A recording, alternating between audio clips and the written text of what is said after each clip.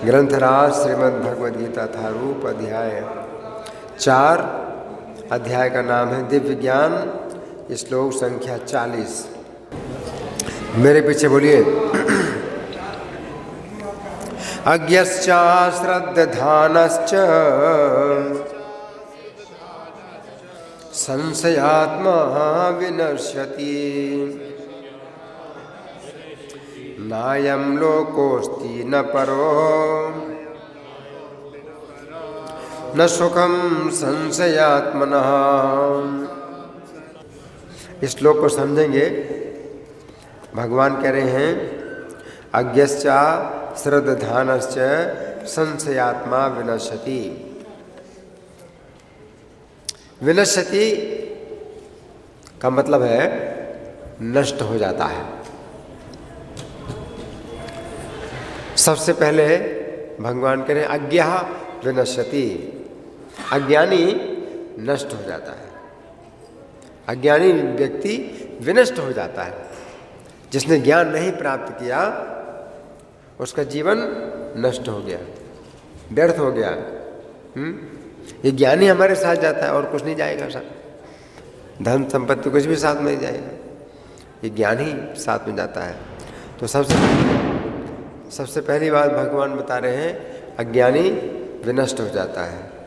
फिर दूसरा अज्ञस्य अश्रद्धानस्य, जिसको कुछ ज्ञान हो गया लेकिन श्रद्धा नहीं है। ज्ञान में जानता है लेकिन श्रद्धा नहीं है, तो उसके लिए भी भगवान का विनश्यति। अश्रद्धाना विनश्यति।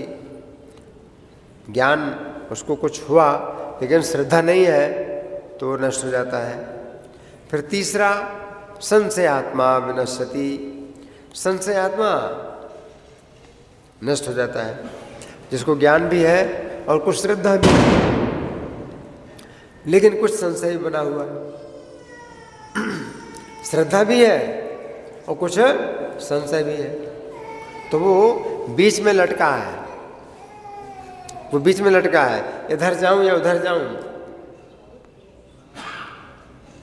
उस मन में संशय भी बना हुआ है, श्रद्धा भी है, संशय भी बना हुआ है। हो सकता है सही हो सकता है सही ना हो, है ना। तो तीन लोग हैं। एक तो अज्ञानी जिसने ज्ञान ही प्राप्त नहीं किया, बिल्कुल कोरा अज्ञानी, नष्ट हो जाता है। दूसरा जिसने ज्ञान प्राप्त किया लेकिन श्रद्धा नहीं है, मैं नहीं मानता, मैं जानता हूँ लेकिन नहीं मानता, वो नष्ट हो जाता है। और तीसरा मैं जानता हूँ और मानता भी हूँ, नहीं भी मानता हूँ, तो वो क्या है? संशयात्मा। तो तीन लोग विनष्ट हो जाते हैं। उन तीनों में से जो तीसरा है, क्या, कौन सा? संशयात्मा। उसके लिए भगवान क्या कह रहे हैं? न अयम लोकोस्ति न परो न सुखम संशयात्मना। जो संशयात्मा है उसके लिए ना तो इस जीवन में सुख है और ना परलोक में सुख है। वो सुखी किसी समय नहीं होता है। अब हम सुनेंगे प्रभुपाद तात्पर्य में क्या लिखते हैं। शिला प्रभुपाद की जय। भगवद गीता सभी प्रामाणिक एवं मान्य शास्त्रों में सर्वोत्तम है। भगवद गीता क्या है? जितने भी माने गए प्रामाणिक शास्त्र हैं सबसे ऊपर भगवद गीता है। सर्वशास्त्रमयी गीता, सर्वदेवमयो हरि। जिस प्रकार से संपूर्ण देवता हरि में है, तो हरि की पूजा करो तो सब देवताओं की पूजा अपने आप हो जाती है। उसी प्रकार से सर्वशास्त्रमयी गीता, जिसने गीता का ज्ञान प्राप्त कर लिया उसको सब शास्त्रों का ज्ञान है। तो गीता जो है सब शास्त्रों में उत्तम है। सर्वोपनिषदो गावो दुग्धा गोपाल नंदना। जितने भी उपनिषद हैं वो गाय के समान हैं, और इन गायों को दोहने वाले एक ही ग्वाला है। कौन है? श्री कृष्ण। जितने भी उपनिषद हैं उनको दोहने वाले एक ही ग्वाला है, वो कौन है? कृष्ण है। पार्थो वत्सा, बछड़ा कौन है? अर्जुन है। सुधीर भोक्ता, और जिनकी बुद्धि उत्तम है वो भोगने वाले हैं। किस चीज का? दुग्धम गीतामृतम महत्, गीता रूपी दूध। तो गीता जो है दूध के समान है, जो सब उपनिषदों से जो है दोहन करके कृष्ण ने निकाला है। तो जितनी भी गायें हैं, यानी उपनिषद, जितने भी उपनिषद हैं वो गायें हैं। कितने उपनिषद हैं? 108। 108 उपनिषद 108 गौओं के समान है, और कृष्ण उनको दोहने वाले ग्वाले हैं। तो 108 गैयों का दूध जो है धो करके एक बर्तन में इकट्ठा कर दिया जाए, उसी प्रकार से जितने भी उपनिषद हैं उन सब का जो है सार है वो कृष्ण ने निकाल करके गीता दी है। तो जो गीता है ये दूध है। तो सब उपनिषदों का सार गीतोपनिषद, ऐसे गीतोपनिषद कहा जाता है। ओम तत्सदिति श्रीमद्भगवद्गीतासु उपनिषत्सु, भगवद गीता उपनिषद है। भगवद उपनिषत्सु ब्रह्म विद्यायाम, ये ब्रह्म विद्या है। योग शास्त्रे, योग शास्त्र है। श्री कृष्ण अर्जुन संवादे, श्री कृष्ण अर्जुन का संवाद है ना। तो सबसे श्रेष्ठ है भगवद गीता, सबसे श्रेष्ठ है। तो प्रभुपाद ये बताते हैं कि भगवद गीता सब शास्त्रों में श्रेष्ठ है, और जो व्यक्ति इसको नहीं जानता है वो अज्ञानी नष्ट हो जाता है। कृष्ण वृक्ष समुद्भूता गीतामृत हरित की, मानुषे किम न खाद्यते कलो मल विरेचनी। ये भगवद गीता क्या है? हरितकी के समान है। हरितकी जानते हैं? कितने लोग जानते हैं हरितकी? नहीं जानते, कोई नहीं जानता। हरड़ जानते हैं? हरड़, हरड़ जानते हैं?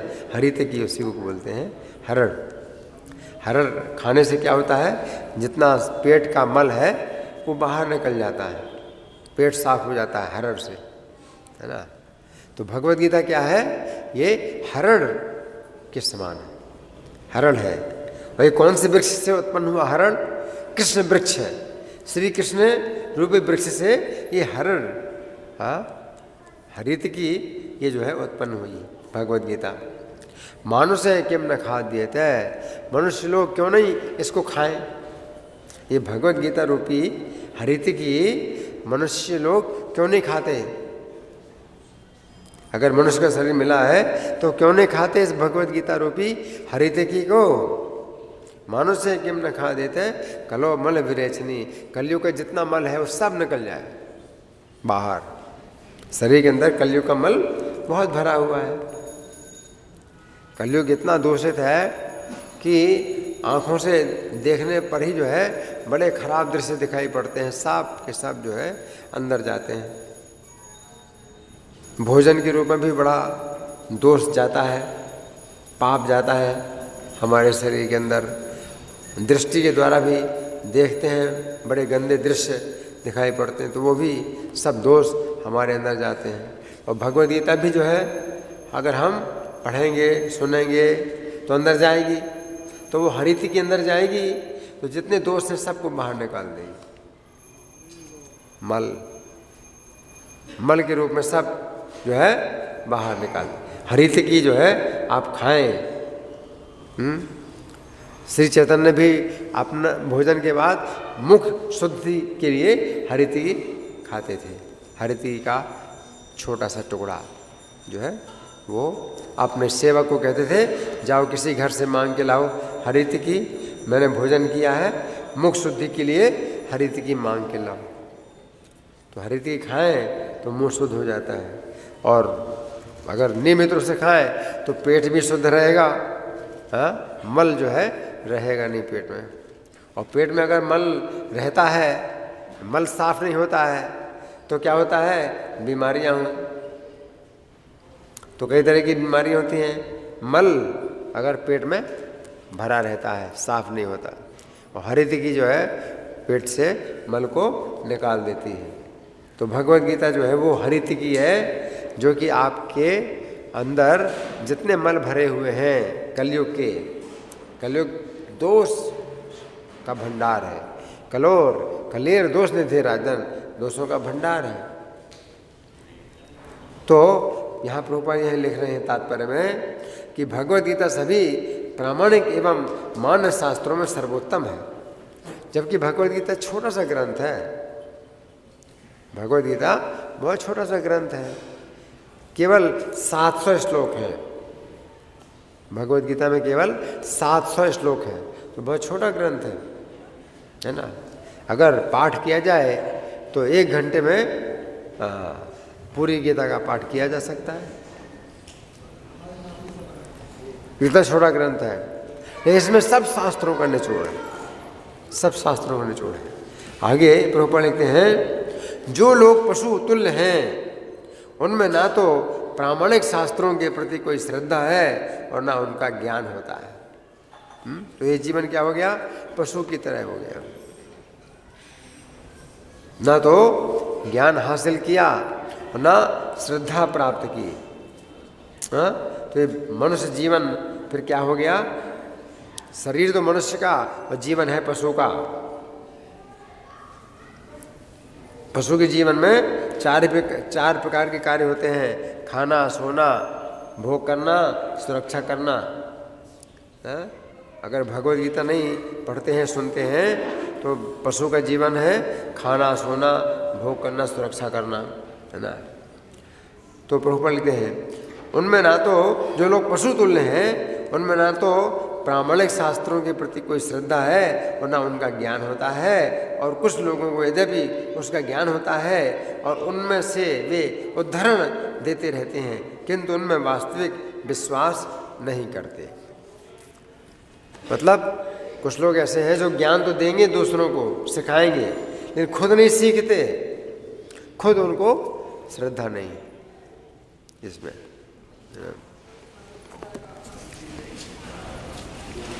यहाँ तक कि कुछ लोग जिनमें भगवद गीता जैसे शास्त्रों में श्रद्धा होती भी है, फिर भी वे ना तो भगवान कृष्ण में विश्वास करते हैं, ना उनकी पूजा करते हैं। गीता को मानते हैं लेकिन कृष्ण को नहीं मानते। बड़े दुर्भाग्य की बात है। कुछ लोग गीता को मानते हैं, हम गीता को मानते हैं लेकिन कृष्ण को नहीं मानते। तो क्या मानते गीता को?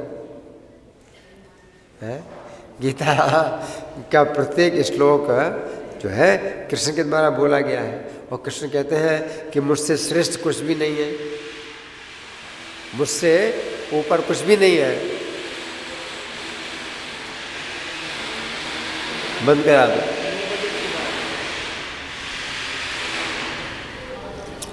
मत्तः परतरम नान्यत् किंचित् अस्ति धनंजय, मुझसे परे कुछ भी नहीं है। जो माम अजम अनादिम चा वेति लोक महेश्वरम, जो मुझको अनादि अजन्मा मानता है और सब लोगों का ईश्वर मानता है, असमूढ़ा समर्थेषु, वो मनुष्यों में मूर्ख नहीं है, वो मनुष्यों में मूर्ख नहीं है। बाकी सब मूर्ख है। जो कृष्ण को जन्म नहीं मानते, अनादि नहीं मानते, सब मूर्ख है। असमूढ़ा समर्थेषु सर्व पापै प्रमुच्यते, वो सब पापों से छूट जाते हैं जो कृष्ण को जाने, अजन्मा अनादि। तो फिर कितने मूर्ख लोग हैं जो कहते हैं हम गीता को मानते हैं लेकिन कृष्ण को नहीं मानते। बहुत अज्ञान। और बड़े जो है साहस के साथ बोलते हैं कि कृष्ण की भक्ति नहीं करना है।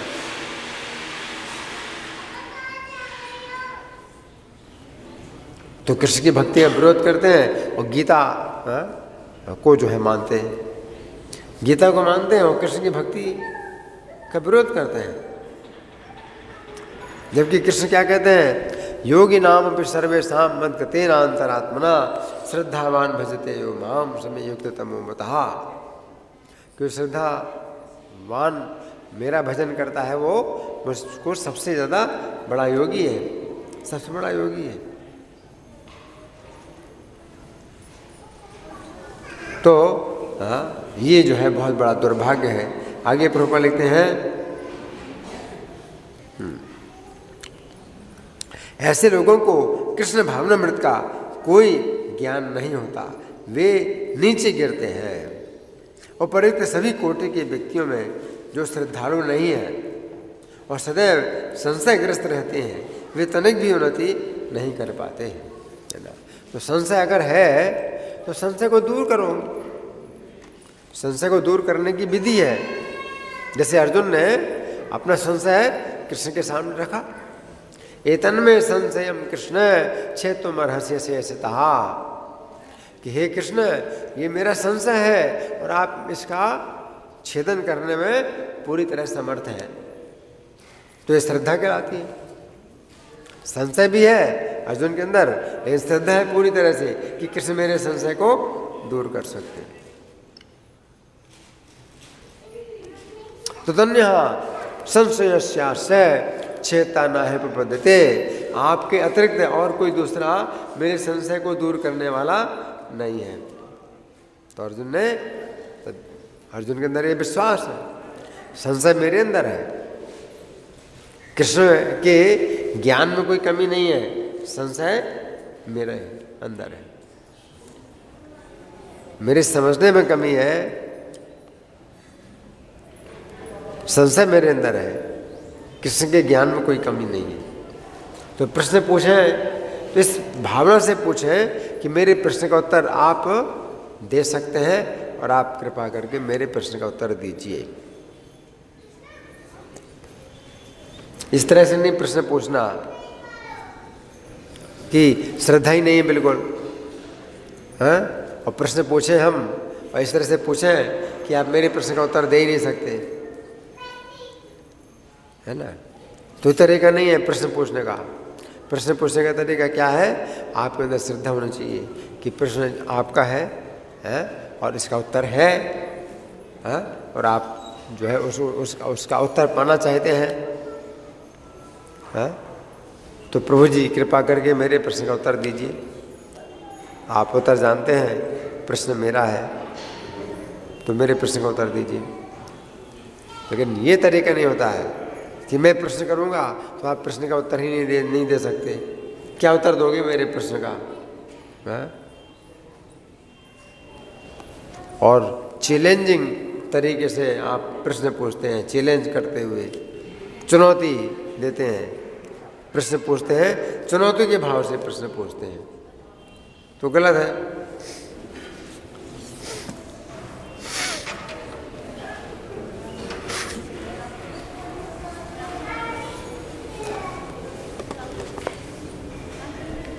तो यहाँ प्रभुपाद लिखते हैं कि वे तनिक भी उन्नति नहीं कर पाते। अगर संशय बना हुआ है तो तनिक भी उन्नति नहीं कर पाते। आप जाओ ना, उनको मना करो, कौन है वो ठक ठक कर रहे हैं, कौन कर रहे हैं, 9 बजे के बाद करो। तनिक भी उन्नति नहीं कर पाते। जो लोग ईश्वर तथा उनके वचनों में श्रद्धा नहीं रखते, उन्हें ना तो इस संसार में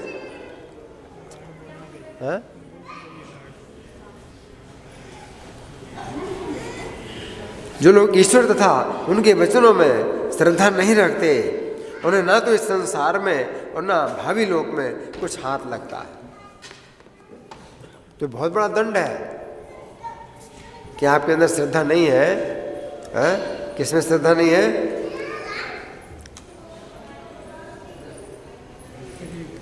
ईश्वर में और उनके वचन में।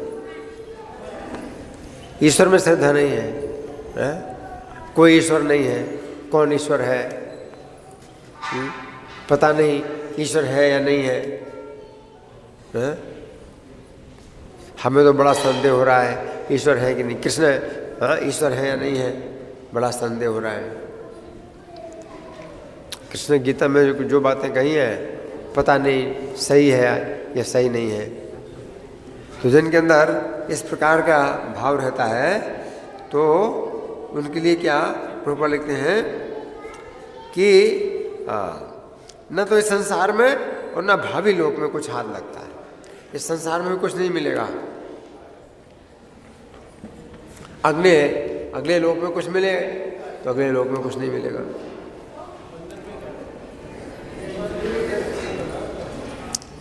आप लोग बिल्कुल शांत रहना, बातें नहीं,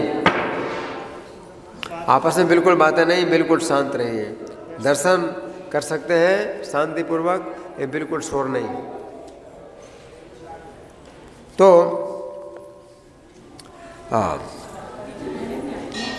उन्हें ना तो इस संसार में और ना भावी लोक में कुछ हाथ लगता है, यानी इस जीवन काल में उनका कुछ भी पुण्य इकट्ठा नहीं होता है जिसको लेके जाएं।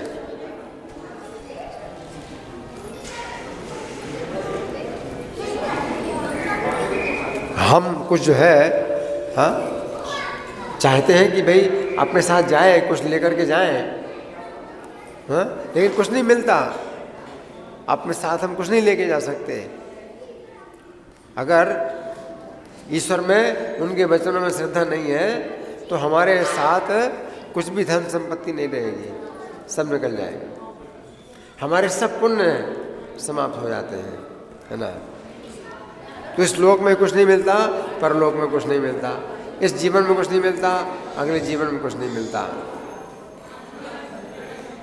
उनके लिए किसी भी प्रकार का सुख नहीं है, ना पुण्य मिलता है और ना सुख मिलता है। बातें बिल्कुल नहीं, आपसे बार बार कहा जाता है बातें बिल्कुल नहीं, इशारा करिए सबको चुप रहने का। बिल्कुल शांत, कोई बातें नहीं करेगा। अतः मनुष्य को चाहिए कि श्रद्धा भाव से शास्त्रों के सिद्धांतों का पालन करे और ज्ञान प्राप्त करे। शास्त्र के सिद्धांत का पालन करे। शास्त्रों के सिद्धांत क्या है? जैसे मांसाहार नहीं, जुआ नहीं, नशा नहीं, व्यभिचार नहीं, हरे कृष्ण मंत्र का जाप करना है, ये शास्त्रों के सिद्धांत। और इससे आपको ज्ञान प्राप्त होगा, तब आप ज्ञान प्राप्त कर सकते हैं। तो ज्ञान प्राप्त करने के लिए शास्त्रों के सिद्धांत का पालन करना जरूरी है। शास्त्रों ने जो सिद्धांत दिए हैं इसीलिए दिए हैं कि आप इनका पालन करेंगे तो आपको ज्ञान समझ में आएगा। आप शास्त्रों का सिद्धांत है हरे कृष्ण का जाप करो, तो हरे कृष्ण का जाप आप क्यों करते हैं? इसलिए कि आपको जब गीता सुनाई जाएगी तो आपको समझ में आएगी। तो शास्त्र का सिद्धांत है कि हरे कृष्ण मंत्र का जाप करना है, और इसी से आपको शास्त्र समझ में आएगा, है ना। आगे इसी ज्ञान से मनुष्य आध्यात्मिक अनुभूति के दिव्य पद तक पहुंच सकता है। दूसरे शब्दों में आध्यात्मिक उत्थान में संशयग्रस्त मनुष्यों को कोई स्थान नहीं मिलता। अतः मनुष्य को चाहिए कि परंपरा से चले आ रहे महान आचार्यों के पद चिन्हों का अनुसरण करे और सफलता प्राप्त करे। तो यहाँ प्रभुपद का तात्पर्य समाप्त हुआ। मनुष्य के जीवन की सफलता क्या है? महान आचार्यों के पद चिन्हों का अनुसरण करे। परंपरा में चले आ रहे महान आचार्यों, परंपरा में चले आ रहे महान आचार्यों के पद चिन्हों का अनुसरण करे, है ना। तो परंपरा में चले आ रहे महान आचार्यों की परंपरा है, उसी परंपरा में प्रभुपाद भी चल रहे हैं। प्रभुपाद ने जो तात्पर्य दिए हैं गीता के, वो परंपरा में आए हुए महान आचार्यों के अनुसार तात्पर्य दिए हैं। तो प्रभुपाद जिस प्रकार से महान आचार्यों के पद चिन्हों पर चल रहे हैं उसी प्रकार से हमें चलना है। गीता की अपनी व्याख्या नहीं करना, इस तरह से गीता की व्याख्या नहीं करना कि कृष्ण कोई नहीं है, अर्जुन कोई नहीं है, ये शरीर ही कुरुक्षेत्र है। अगर कुरुक्षेत्र में कृष्ण ने अर्जुन को उपदेश दिया तो कुरुक्षेत्र स्थान है, आप जा सकते हैं वहाँ। और जहाँ अर्जुन को कृष्ण ने उपदेश दिया वो स्थान अभी भी है। उसे क्या बोलते हैं? ज्योतिषर, ज्योतिषर स्थान है कुरुक्षेत्र में। फिर ऐसी गलत व्याख्या करने की क्या आवश्यकता है कि कृष्ण कोई नहीं है, अर्जुन कोई नहीं है, कोई युद्ध हुआ ही नहीं, ये शरीर कुरुक्षेत्र है, इसी में युद्ध हो रहा है। तो ये ऐसी व्याख्या करने की जरूरत क्या है? जितने महान आचार्य हैं उन्होंने कृष्ण और अर्जुन का जो संवाद है इसको वास्तविक घटना माना है, एक ऐतिहासिक घटना माना है। 18 दिन तक महाभारत का इतना बड़ा युद्ध हुआ और आप कहते हैं कि महाभारत का युद्ध ही नहीं हुआ, तो ये बहुत बड़ा अज्ञान है। तो इस श्लोक पर जो बहुत विस्तृत चर्चा हुई है उसमें से कुछ बातें मैं पढ़ के सुनाऊंगा।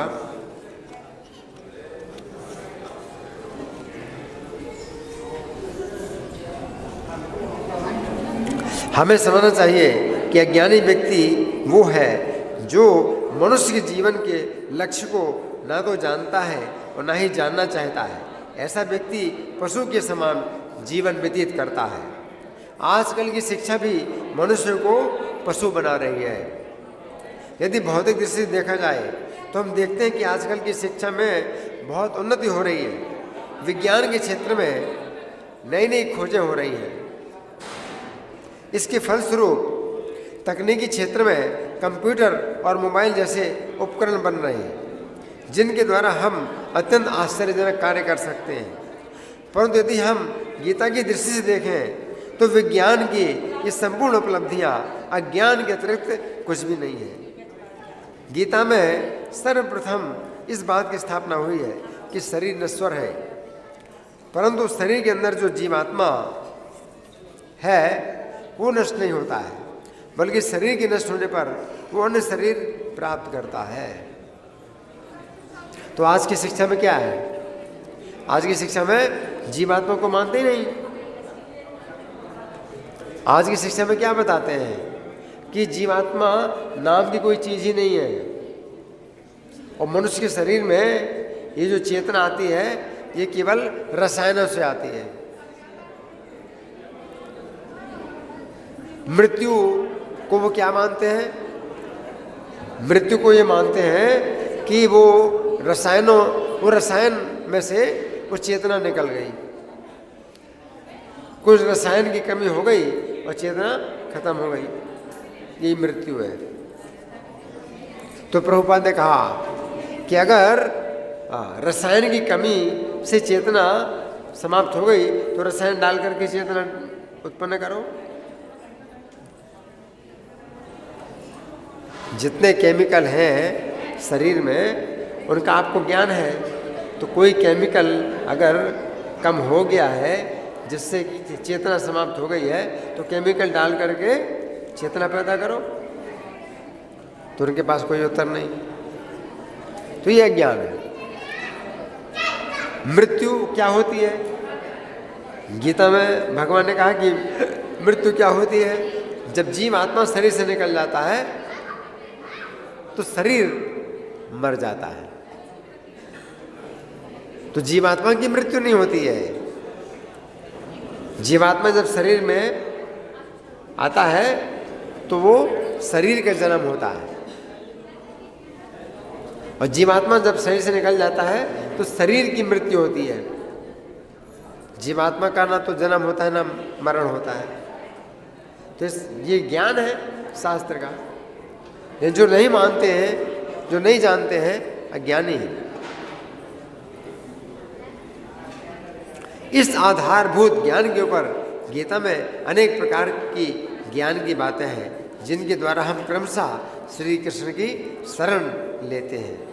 परंतु यदि कोई व्यक्ति इस आधारभूत ज्ञान को ही नहीं जानता है तो फिर वो इस ज्ञान के आगे ज्ञान की अन्य बातों को किस प्रकार समझ सकता है?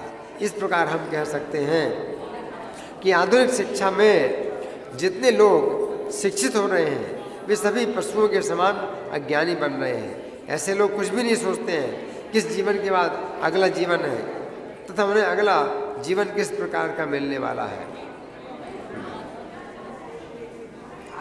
गीता 2:7 के तात्पर्य में श्रील प्रभुपाद लिखते हैं, कृपण अर्थात अज्ञानी व्यक्ति वो है जो मानव जीवन की समस्याओं को हल नहीं करता और आत्म साक्षात्कार के विज्ञान को समझे बिना कुत्ते सुअर की भांति इस संसार को त्याग कर चला जाता है। जीव के लिए ये मनुष्य जीवन अत्यंत मूल्यवान है, जिसका उपयोग वो अपने जीवन की समस्याओं को हल करने में कर सकता है। अतः जो व्यक्ति इस अवसर का लाभ नहीं उठाता वो अज्ञानी है। देहात्म बुद्धि के कारण अज्ञानी लोग अपना संपूर्ण समय परिवार, समाज, देश आदि के प्रेम में गंवा देते हैं। मनुष्य प्रायः चर्म रोग के आधार पर अपने पारिवारिक जीवन अर्थात पत्नी, बच्चों और परिजनों में आसक्त रहता है।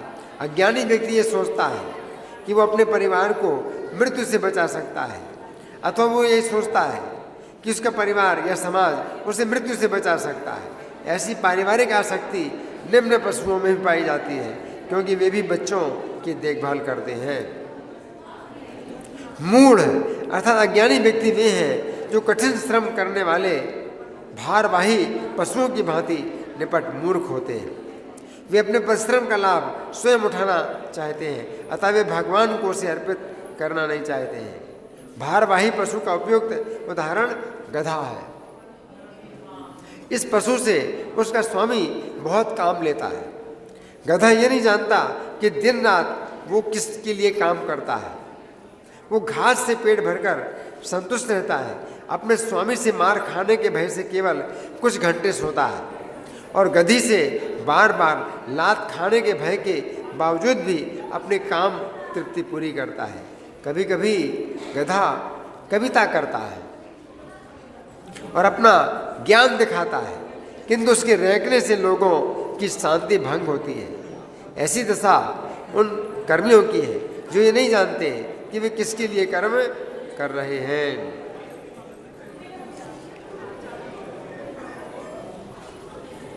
अश्रद्धालु व्यक्ति, तो भगवान ने अज्ञानी व्यक्ति की बात कही जो अगले जीवन में विश्वास नहीं करता, परंतु अब भगवान अश्रद्धालु व्यक्ति की बात कर रहे हैं जो अगले जीवन में तो विश्वास करता है परंतु उसकी किसी ईश्वर में श्रद्धा नहीं है, जो समस्त जीवों के ऊपर नियंत्रण करता है। इस प्रकार हमें समझना चाहिए कि अश्रद्धालु व्यक्ति इतना ज्ञानी तो नहीं है कि वो शरीर के भीतर जीव को नहीं जानता है, परंतु फिर भी इतना ज्ञानी भी नहीं है कि अनेक नित्य जीवात्माओं के ऊपर नियंत्रण करने वाले किसी ईश्वर में श्रद्धा रख सके।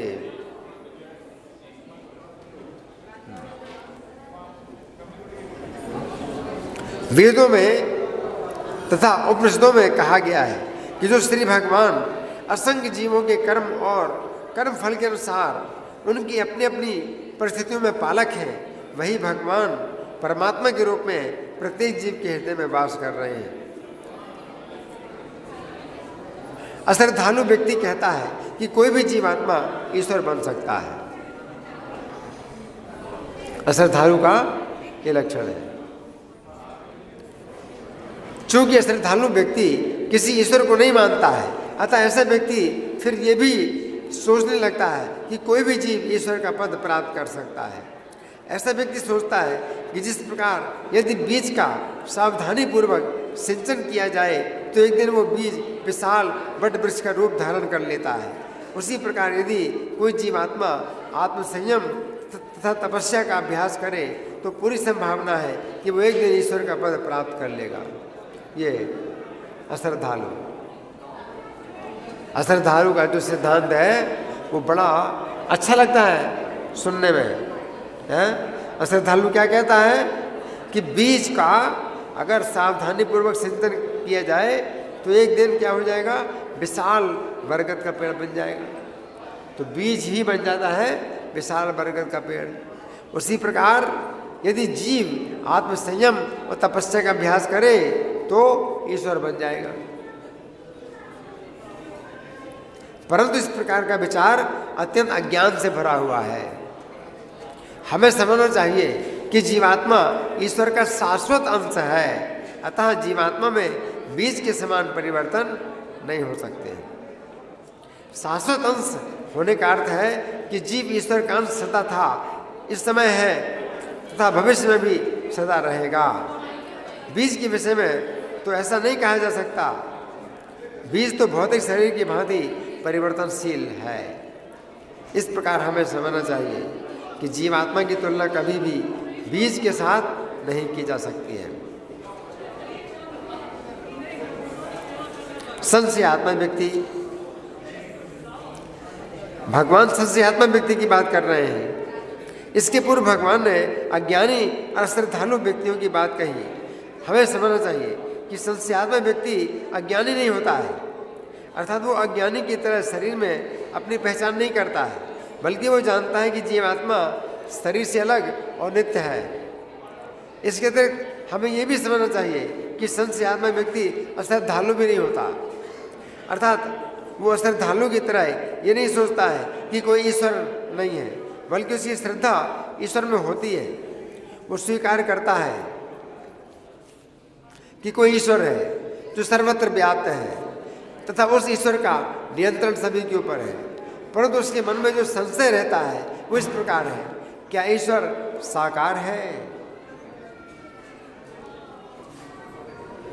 क्या श्री कृष्ण परमेश्वर हैं? श्री कृष्ण का रूप तो अत्यंत सीमित है, फिर श्री कृष्ण अपने इस सीमित रूप से किस प्रकार सर्वत्र व्याप्त हो सकते हैं? श्री कृष्ण अपने सीमित रूप से किस प्रकार संपूर्ण जगत के ऊपर नियंत्रण कर सकते हैं? उसमें संशय रहता।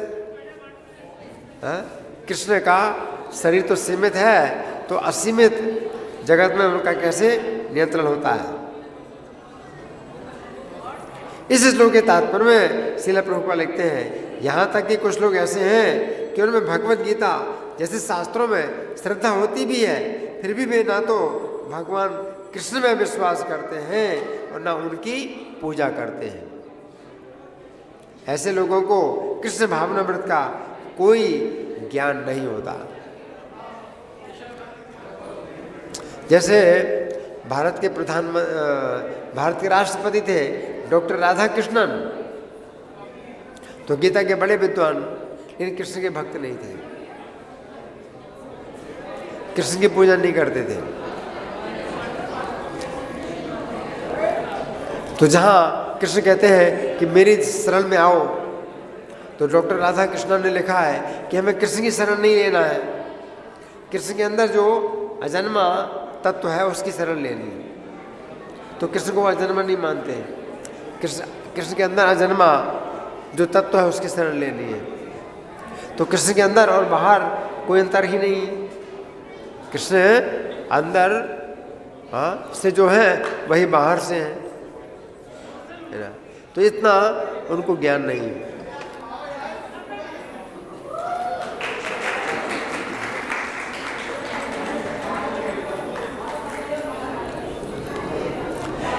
जो व्यक्ति अज्ञानी है, अर्थात जो व्यक्ति शरीर को ही आत्मा मानता है, उसके लिए श्रद्धालु और संशयात्मा होने की बात ही नहीं है, क्योंकि वो ईश्वर के अंश जीव को ही नहीं जानता है। तो फिर उसके लिए ईश्वर के विषय में जानने का प्रश्न ही कहाँ उठता है। अतः उसके लिए ना तो अश्रद्धालु होने की बात आती है, न ही उसके लिए श्री कृष्ण के ईश्वर होने में संशय की बात आती है। अब जो व्यक्ति अज्ञान के धरातल से ऊपर उठकर ज्ञान के धरातल पर आता है कि जीव नित्य है, उसके लिए ईश्वर के प्रति श्रद्धालु अथवा अश्रद्धालु होने की बात आती है। अब यदि वो ईश्वर के प्रति अश्रद्धालु है, तो उसके लिए श्री कृष्ण के ईश्वर होने में संशय की बात नहीं आती है। अतः जो व्यक्ति ज्ञान के धरातल पर जीव को नित्य समझता है और ईश्वर के प्रति श्रद्धालु है, उसके लिए ही श्री कृष्ण के ईश्वर होने में संशय होने अथवा न होने की बात आती है। श्री कृष्ण ईश्वर हैं, ये बात अपनी भौतिक बुद्धि के द्वारा समझ में नहीं आती है। जिस समय हम सुनते हैं कि श्री कृष्ण ही ईश्वर हैं, उस समय हमारी भौतिक बुद्धि इस बात को ग्रहण न कर सकने के कारण संशयग्रस्त हो जाती है। इसके अतिरिक्त मायावादियों के द्वारा गीता के अनेक प्रकार के मायावादी भाष्य पढ़ने से भी श्री कृष्ण के ईश्वर होने में संशय बढ़ जाता है। अगर आप मायावादी भाषा सुनते हैं, हाँ, मायावादियों के अनुसार ईश्वर का कोई रूप नहीं है, और यदि ईश्वर का कोई रूप देखने में आता है तो वो रूप माया के द्वारा निर्मित होता है। इस सिद्धांत के अनुसार श्री कृष्ण का शरीर भी हमारे शरीर के समान अनित्य और भौतिक है। वैष्णवों के अनुसार ये बात अत्यंत अज्ञान की है, और इस बात से श्री कृष्ण के प्रति अत्यंत अपराध होता है। अतः श्री चैतन्य चरितामृत में चैतन्य महाप्रभु कहते हैं, मायावादी भाष्य सुन ले होए सर्वनाश। अर्थात जो व्यक्ति शंकराचार्य का वेदांत सूत्र पर मायावादी भाष्य सुनता है उसका सर्वनाश हो जाता है। क्योंकि मायावादी भाष्य सुनने से व्यक्ति के मन में एक विचार ये उत्पन्न होता है कि श्री कृष्ण का शरीर अनित्य और भौतिक है। अतः उसने पहले जो ये बात सुनी थी कि श्री कृष्ण का शरीर नित्य और आध्यात्मिक है, इस बात में उसके मन में संशय उत्पन्न हो जाता है। तो यहाँ पर भगवान कह रहे हैं कि संशयात्मा व्यक्ति विनष्ट हो जाता है, और श्री चैतन्य महाप्रभु कहते हैं कि मायावादी भाष्य सुनने से सर्वनाश हो जाता है।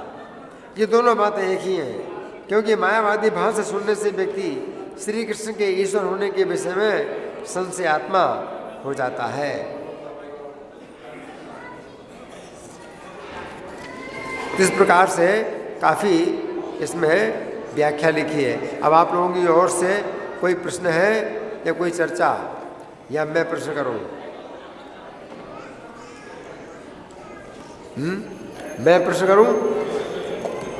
ठीक है, मैं प्रश्न कर रहा हूं। तो भगवान ने आज के श्लोक में 3 व्यक्तियों की बात की है। वो कौन कौन से हैं? 3 प्रकार के व्यक्ति कौन कौन से हैं भगवान ने आज के श्लोक में बताया। कौन बताएगा? 3 प्रकार के व्यक्ति कौन कौन है? हाँ माता जी, है?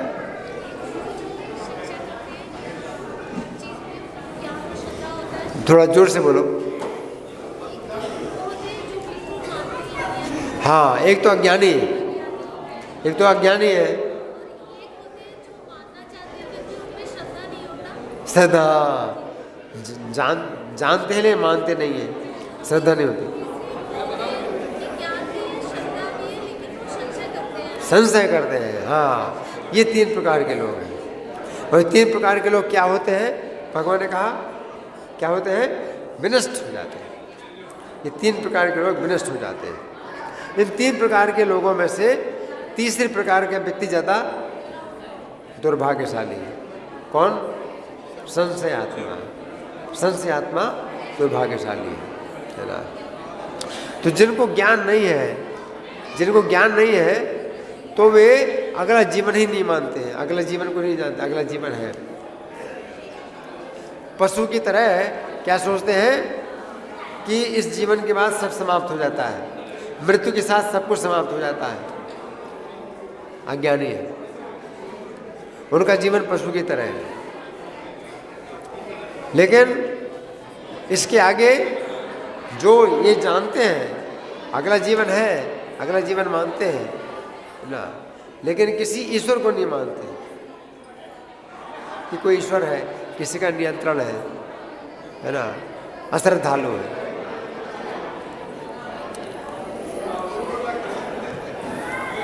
और कुछ लोग ईश्वर को मानते हैं, ईश्वर का नियंत्रण है, लेकिन श्री कृष्ण कोई ईश्वर नहीं मानते। संशयात्मा। श्री कृष्ण कैसे ईश्वर हो सकते हैं? श्री कृष्ण तो मनुष्य हैं, मनुष्य की तरह पैदा हुए, फिर ईश्वर कैसे हुए? वो तो देवकी के गर्भ से पैदा हुए, कंस के कारागार में पैदा हुए, ईश्वर कैसे हो सकते हैं? तो संशय आत्मा। तो संशय दूर करने के लिए हमें प्रश्न करना चाहिए। तो गीता में अर्जुन ने अपना संशय दूर किया, कैसे? प्रश्न करके। और संशय कैसे आपको पेश करना है कि मेरा संशय दूर कीजिए। संशय हमको रखना होता है, हाँ, गुरु साधु के सामने अपना संशय बताना होता है, किस भावना से कि संशय मेरा दूर हो। इस भावना से प्रश्न नहीं करना चाहिए कि हम चुनौती दे रहे हैं, हाँ? आप उत्तर नहीं दे पाएंगे मेरे प्रश्न का। अगर आप किसी गुरु से बोलते हैं कि आप मेरे प्रश्न का उत्तर नहीं दे सकते, तो गुरु कहता है हाँ ठीक है, अगर तुम यही समझते हो तो यही समझो। जो तत्वदर्शी ज्ञानी है वो तुम्हें उपदेश करेंगे ज्ञान का, कैसे? प्रणाम करो, प्रश्न करो, श्रद्धा करो। जब आप प्रणाम करते हैं, प्रश्न करते हैं, श्रद्धापूर्वक सेवा करते हैं, तो वे उपदेश करते हैं ज्ञान का। लेकिन अगर आप प्रश्न नहीं करते हैं या प्रश्न करते हैं, चुनौती के साथ प्रश्न करते हैं, तो ज्ञान का उपदेश वो नहीं देंगे। धन्यवाद। ग्रंथराज श्रीमद् भगवद गीता की जय, श्रील प्रभुपाद की जय, राधा पार्षार्थी ललिता विशाखा गौंडताई, सीताराम लक्ष्मण हनुमान प्रहलाद नृसिंहदेव, श्रील प्रभुपाद की जय हो।